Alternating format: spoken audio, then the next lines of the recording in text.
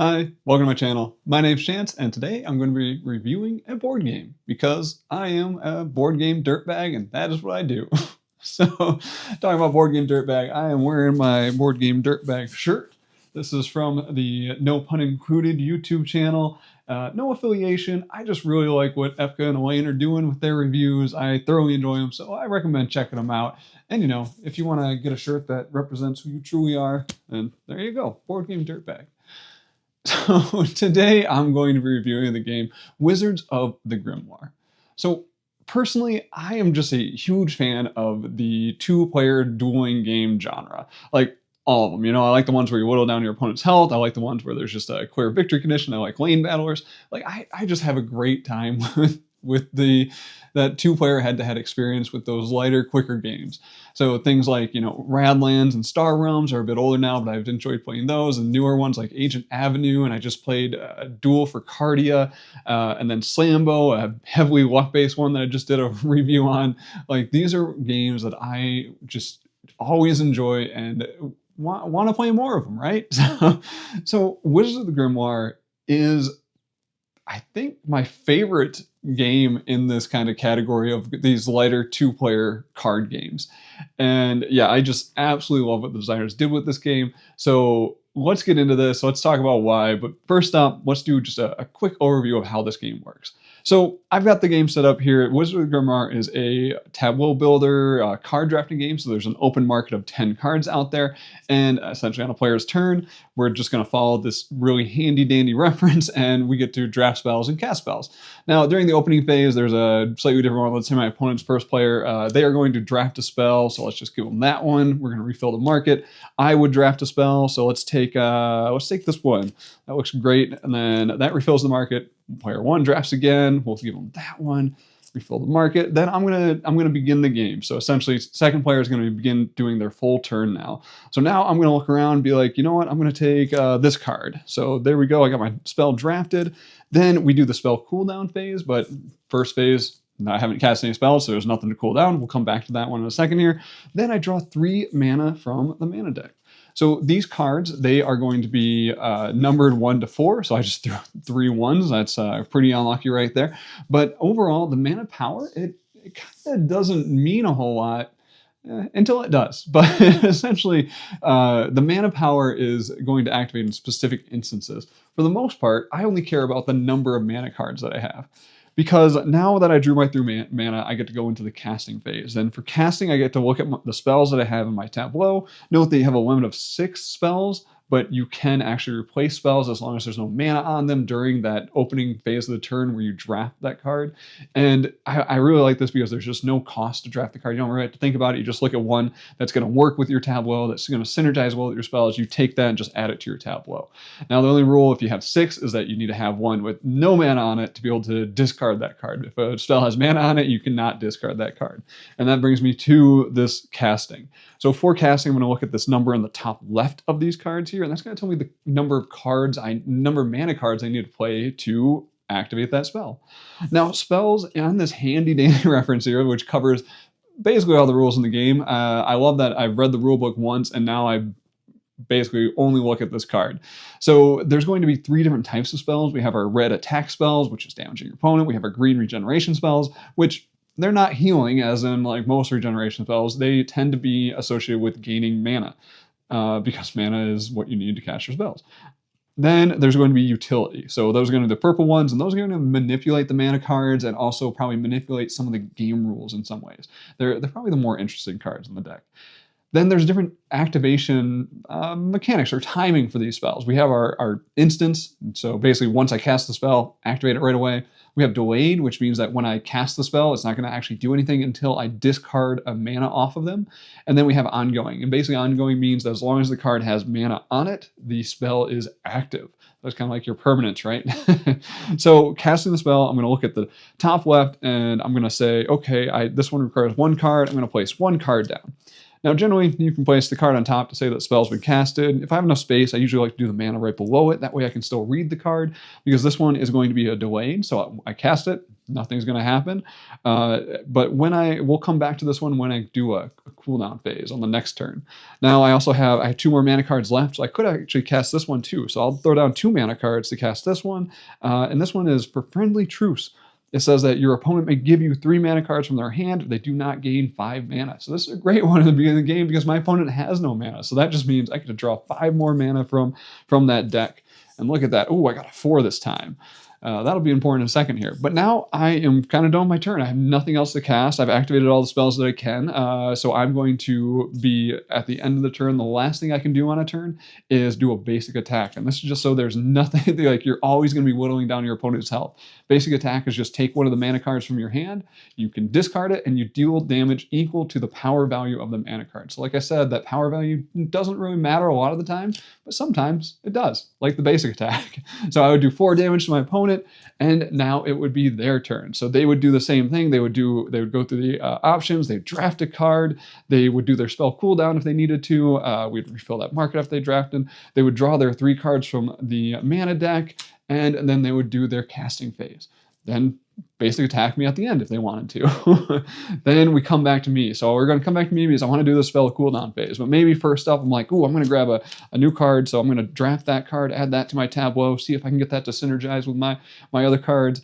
And now I'm going to do my spell cooldown. Spell cooldown is removing 1 mana from each card in your tableau. So I'm going to start with Reckless Attack. I'm going to remove this card, but this is delayed. So delayed means that I get to activate it when I discard a card. And Reckless Attack says deal 1 damage each time you discard off this spell. If you discard a 4 power mana off the spell, deal 4 damage instead. So this is one of those cards where it does matter what power mana I put down. But in this case, I didn't have any 4 mana, so it's just 1. So I only get to do 1 damage to my opponent with that discard. Now that this one has no mana on it, I can cast it again this phase. But this one over here, Friendly Truce, we're going to discard 1 mana off that. It doesn't do anything because it was an instant. But now it still has mana on it. It has not cooled down all the way. I cannot cast that spell this turn. So now that I've cooled down, I would draw my 3 cards, and I would continue my turn. I would do my casting phase, and then eventually do that basic attack, and then go on to my opponent's phase. And that's the game. That's basically all the rules for the game. That's everything you really need to know. You're both going to have 60 health, and you are just trying to take your opponent down to 0. So with that rapid overview rules teach for you out of the way, let's talk about this game a little bit. And I actually want to start with the things I don't like about this, because I do think there are some problems in this game. Like the number one issue with Wizards of the Grimoire is the amount of text. And also the text being kind of small on the cards, because this is an open drafting, and when you first start playing this game, there is going to be a decent amount of reading because you have a 10 card market and you need to read each one of those cards to understand what they do. Now, I will say that there's a pro and a con to this. The pro is that these cards are very well written. Like, I rarely have any questions. I don't ever need to reference the rule book on these. Like, they are very straightforward in how they apply. The text the designers did a fantastic job of making them straightforward and easy to process. And also, the other part is this is a 70 card deck with 70 unique cards. Now, you see, I mentioned that I was going to be talking about the things I don't like, but that's something that I think is really cool, is that it has 70 unique cards in this deck. But that means that there's no just simple icon reference to just tell you exactly what the card does based on those icons. You do need to kind of read each one of these. So the first couple plays of this can be a little slow because of that amount of text that you have to kind of parse to make your selections. Now, the other problem is that I have this set up for filming right now. The way I usually play this is I actually generally rotate this central market. This way, myself and my opponent have kind of equally bad advantage for reading these cards. So now we both kind of strain around, pick up the cards to read them, So I do like to have those rotated just so we can both kind of read those cards instead of one person needing to read upside the whole time. I've seen some other configurations. This is actually a common complaint in Wizards of the Grimoire, where people will take this and move the card market to one end of the table to make it a little bit easier for players to deal with that market. It's definitely a pet peeve of mine is when games have a card market with really small text or tiles with really small text that players have to parse. And I think this is a bigger problem in like 4-player games, whereas in a 2-player game, it's a little better. It's not as big an issue because you're only dealing with 2 people having a bad read or trying to solve that reading position. Whereas in like if this is a 4-player game and I had this issue, it would be a nightmare. Be reading cards off to people all the time. This brings flashbacks to expeditions from Stonewire games. But yeah, so that's my primary negative for this game. There are some other, I would say, let's say nitpicks. One of them I'll call out. Shelf Side did a review of this game, and they called out that some of these cards seem like they might be a little weird or odd or just kind of imbalanced in a way. Like the cost to or the value to cost ratio seems a little bit off on some of them. Like there's some cards that do pretty close to the same thing as other cards because, like I said, they're all unique, but there's not a whole lot of rules space to kind of manipulate. So a lot of the cards are doing very similar things. It's just the activations are gonna, yeah, they just happen in slightly different ways. It's like maybe the opponent has to discard cards. Maybe the opponent has to give you cards. Maybe the opponent has to take damage or do something. So, it's got a very limited rule space to work with, which means that there's it's a kind of a tight space, but it is impressive that they have kind of the 70 unique cards. But some of those cards, due to them being very similar, the value might seem a little bit wonky. So that's something Shelfside called out. I personally have not noticed or had this be a problem for me. I would say this is probably because I don't really care. I have a great time with this game. Even with maybe those imbalanced cards, I find that sometimes in these 2-player games, sometimes those imbalances are kind of fun to find. Like they're fun to explore and acquire those things and exploit those maybe broken parts of the game, let's call them. Now, I would say for your opponent, maybe that's not so fun, which is kind of the issue. But I do think that I've never run into anything that's been like, wow, this is totally broken. This ruins the game for me. Yeah. So, but I'm also not a player that cares a ton about balance. I care about kind of the actions I'm taking, and if I'm having a good time taking those actions, and if my opponent is also having a good time during the game. And I think this game meets that criteria for me. Now, the last negative I have on this one is, well, it's a negative and a positive, so it's that whole, what's your greatest weakness? And you wrap it in a strength, right? So I'm going to wrap this in a strength. The game might be a little too even-keeled. Now, this is a game about whittling down your opponent, and you're just going to constantly be doing damage to your opponent. Like that basic attack, you're always going to have you're almost always going to be able to do at least 1 damage at the end of your turn, right? So you're constantly kind of just whittling each other down. The game plays out where I think both players, you stay pretty tightly together. Like even if you think you found something cool to exploit, it's like, well, you're doing 5 damage and the other player is probably doing like 4 damage on their turn. So you are trying to find a way to eke out just that 1 extra damage per turn versus that other player, which makes it a very tight game. So like generally when I get to the end of this, I would say the winner has somewhere between like 1 and 8 health. So it stays pretty even. And that can make it seem like maybe your choices don't matter in this game, because of how kind of tightly wound it is to keep those players competitive with each other. But I don't really think that's the case. I think that your choices actually matter and the drafting you do matters. I've had one game where it was kind of a blowout. I think I ended up with 13 health and then got my opponent down to 0, which is a pretty big delta in this game. And I think this one happened because my opponent just drafted in a way that it just didn't work out for them. They drafted some cards they couldn't activate in the right order. They got stuck in a kind of a weird sequence where they just weren't able to do a lot of damage. They had too many utility and regeneration cards and just weren't able to like do damage to me fast enough to bring me down. Whereas I found a really good combo that game. Maybe it was one of those broken combos, but I found something that had some cards that just synergized really well together and kind of ramped up my damage building engine. And yeah, I kind of had that semi blowout victory. But to me, that's very uncommon.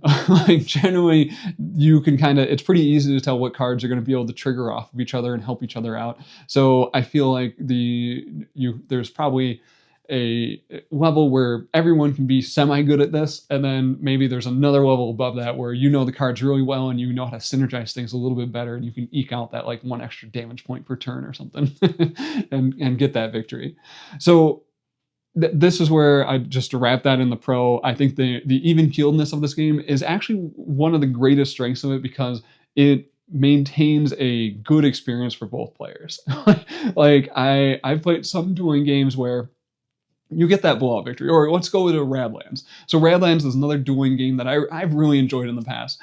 I would say I enjoy it less these days because I think I've had the experience where 25% of the games I play of Radlands I really enjoy. Like I love them when we have that really tight game and both of us are feel like we're having really good turns, we're activating our bases, doing some really cool moves during the game, and it's like really, really close. But that only happens, a quarter of the time I play it, maybe a quarter of the time.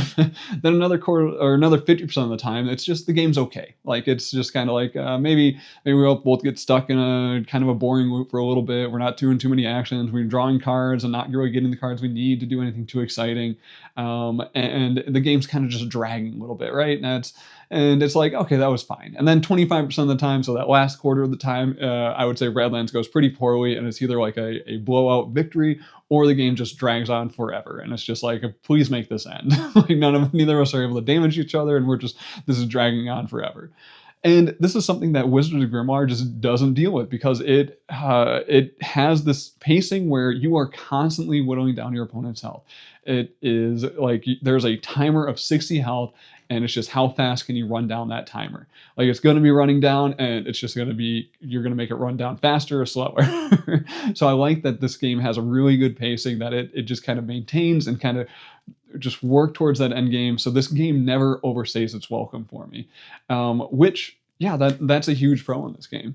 Now, let's get on to my other pros and the reasons why I love this game.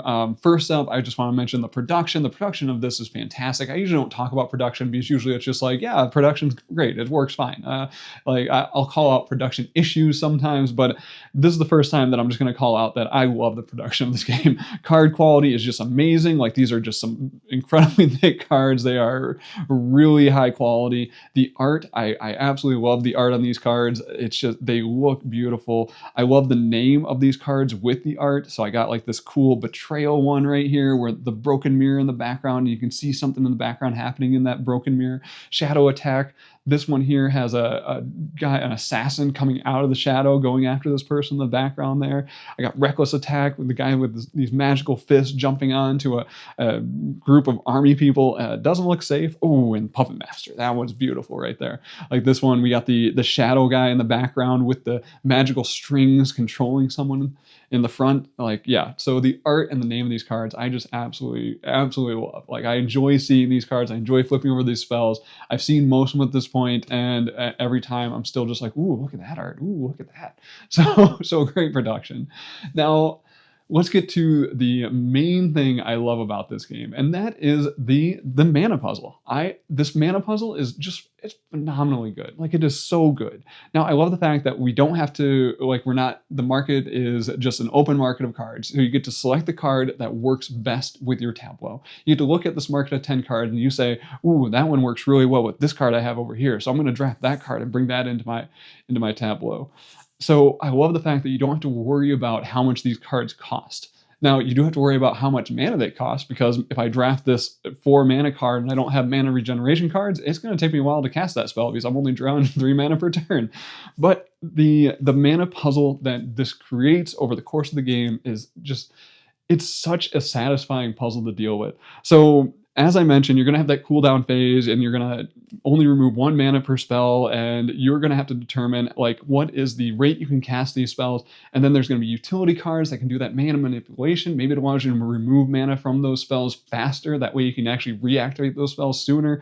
There's going to be certain things with ordering of the spells you cast. Like right here, I have Bloodlust out. This one is going to deal 1 damage, but then it's going to deal an additional 2 damage for each attack spell you cast consecutively before this one. So that can work out your own little ordering puzzle. And now you want to make sure that you have attack spells all kind of refresh at the same time, so you can cast them back to back and maybe take advantage of that Bloodlust spell. So all these cards just create a unique little mana puzzle for yourself with that spell activation, with the delayed versus instant versus ongoing, plus that cooldown puzzle of removing those mana cards to be able to reactivate those spells in the order that you want. So, and getting those things to happen with the right timing to kind of maximize your damage and to maximize the impact you get with these spells, it is such a pleasing experience that I just want to continually go back to this game. So yeah, that's the part that I absolutely love about this. That's what makes this game shine, is that timing part of the mana puzzle. It does feel a little solitaire at sometimes. There is definitely player interaction because, like I mentioned, that one card where that person has to give me cards or else I get to draw more cards from the deck. And there are some decisions that are made on that. Like there's some cards that are like, your opponent must give you a 4 power mana card or else you draw cards or something. So, or else they take damage. And so there's all sorts of variations on that.